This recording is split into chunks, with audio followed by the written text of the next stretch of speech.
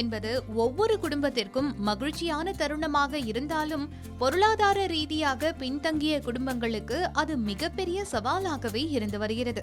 குறிப்பாக மகள்களின் திருமண செலவுக்காக கடன் வாங்கும் நிலைக்கு பல குடும்பங்கள் தள்ளப்படுகின்றன. இந்த நிலை இன்றும் தொடர்கின்றது. இந்த நிலையில் பொருளாதார ரீதியாக நலிவடைந்த பிற்படுத்தப்பட்ட வகுப்பை சேர்ந்த குடும்பங்களின் மகள்களின் திருமணத்திற்கு நிதி உதவி வழங்கும் ஷாதி அனுதான் யோஜனா திட்டம் மீண்டும் கவனம் ஈர்த்துள்ளது. நடப்பு நிதியாண்டில் மட்டும் இந்த திட்டத்திற்கு 82,000க்கும் மேற்பட்ட விண்ணப்பங்கள் குவிந்துள்ளதாக உத்தரப்பிரதேச அரசு தெரிவித்துள்ளது. இந்த திட்டம் என்ன? யாருக்கெல்லாம் இந்த நிதியுதவி கிடைக்கும்? தமிழகத்திலும் இதுபோன்ற திட்டங்கள் உள்ளனவா என்பதை இந்த காணொளியில் பார்க்கலாம்.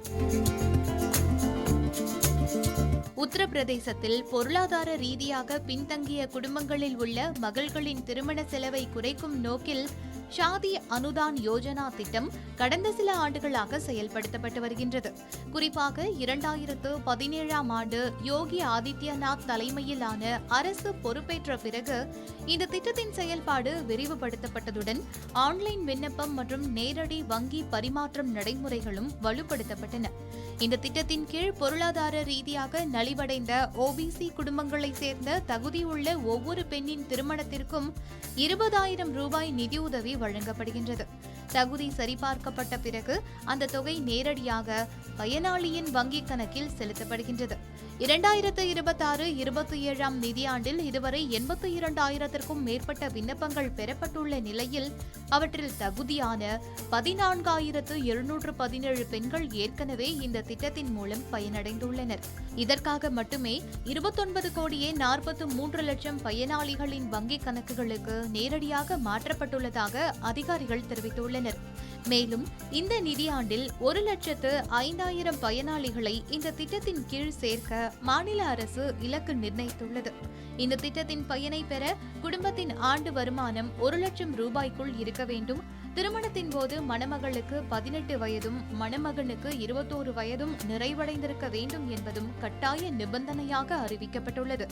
மேலும் மாற்றுத்திறனாளிகள், விதவைகள், இயற்கை பேரிடர்களால் பாதிக்கப்பட்ட குடும்பங்கள் மற்றும் நிலமற்ற குடும்பங்களுக்கு முன்னுரிமை வழங்கப்படும் என்றும் தெரிவிக்கப்பட்டுள்ளது. இந்த நிலையில் உத்தரப்பிரதேசத்தில் மட்டும் இதுபோன்ற திட்டம் செயல்படுத்தப்படுகின்றதா என்ற கேள்வியும் எழுகின்றது. உண்மையில் தமிழ்நாட்டிலும் பொருளாதார ரீதியாக பின்தங்கிய பெண்களின் திருமணத்திற்கு பல்வேறு நலத்திட்டங்கள் செயல்படுத்தப்பட்டு வருகின்றன. அதில் 1989ஆம் ஆண்டு முன்னாள் முதலமைச்சர் கருணாநிதி தலைமையிலான அரசால் தொடங்கப்பட்ட மூவலூர் ராமாமிர்தம் அம்மையார் நினைவு திருமண நிதியுதவி திட்டம் ஏழை குடும்பங்களை சேர்ந்த பெண்களின் திருமணத்திற்கு முக்கியமான திட்டமாக இருந்தது. பின்னர் 2022ஆம் ஆண்டு அந்த திட்டம் மூவலூர் ராமாமிர்தம் அம்மையார் உயர்கல்வி உறுதி திட்டமாக மாற்றப்பட்டதால் அந்த திருமண நிதி உதவி நிறுத்தப்பட்டு அதற்கு பதிலாக உயர்கல்விக்கான மாதாந்திர உதவித்தொகை வழங்கப்பட்டு வருகின்றது. அதே நேரம் தமிழகத்தில் இன்னும் பல்வேறு திருமண நலத்திட்டங்கள் செயல்பாட்டில் உள்ளன.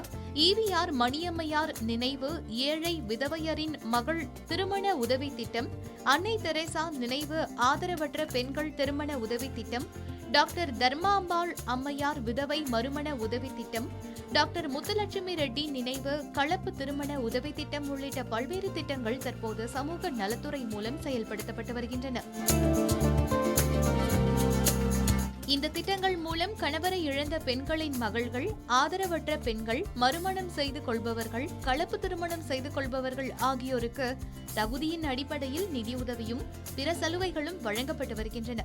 ஏழை குடும்பங்களுக்கு திருமண செலவு என்பது இன்னும் ஒரு பெரிய பொருளாதார சவாலாகவே இருந்து வருகின்றது. இதுபோன்ற அரசின் நிதியுதவி திட்டங்கள் அந்த சுமையை ஓரளவுக்கு குறைக்க உதவுகின்றன. அதே நேரத்தில் உண்மையில் தகுதியான அனைவரையும் இந்த திட்டங்கள் முழுமையாக சென்றடைகின்றதா? இதுபோன்ற திருமண நலத்திட்டங்களை மேலும் விரிவுபடுத்த வேண்டுமா என்ற கேள்விகளும் சமூக வட்டாரங்களில் தொடர்ந்து எழப்பட்டு வருகின்றது.